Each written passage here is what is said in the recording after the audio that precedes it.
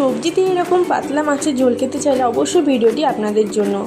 এর জন্য প্রথমে আমি মাছগুলো ভালোভাবে ভেজে নিয়েছিলাম। এরপর কড়াই তেল গরম করে তাতে কেটে রাখা পটল, ঢ্যাঁড়স, আলু দিয়ে বেশ কিছুক্ষণ নাড়াচাড়া করে নিলাম। বন্ধুরা, আপনারা যদি বাড়িতে এরকম সবজি দিয়ে পাতলা মাছের ঝোল খেয়ে থাকেন তো আমাকে অবশ্যই কমেন্টে জানান, বা নতুন অন্য কোনো ধরনের টিপস ব্যবহার করে থাকেন সেটিও আমাকে জানাতে পারেন। এরপর সবজিগুলো ভালোভাবে কষানো হয়ে গেলে তাতে নুন এবং হলুদ দিয়ে আরও বেশ কিছুক্ষণ নাড়াচাড়া করে একটি অন্য পাত্রে নামিয়ে নিলাম। এরপর আবারও কড়াই তেল গরম করে তাতে শুকনো লঙ্কা এবং টমেটো দিয়ে বেশ কিছুক্ষণ নাড়াচাড়া করে নিলাম। টমেটো থেকে এইভাবে তেল ছেড়ে নরম হয়ে এলে তাতে আমি অ্যাড করলাম পেঁয়াজ কুচি, লঙ্কা কুচি। পেঁয়াজটা এইভাবে নরম হয়ে এলে আমি এতে মশলা অ্যাড করলাম। মশলার জন্য আমি নিয়েছিলাম আদা বাটা, রসুন বাটা, ধনে গুঁড়ো, জিরে গুঁড়ো, শুকনো লঙ্কা গুঁড়ো।